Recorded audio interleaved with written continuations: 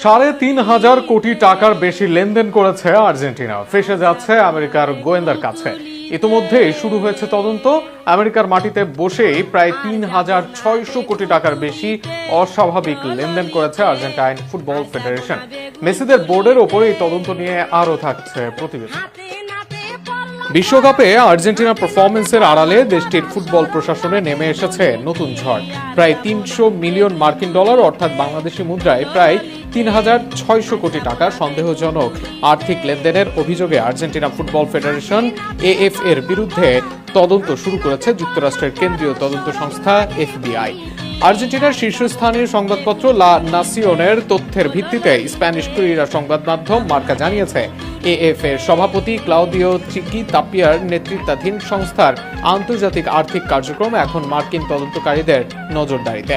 যুক্তরাষ্ট্রের ব্যাংকিং ব্যবস্থাকে ব্যবহার করে কোনো অর্থ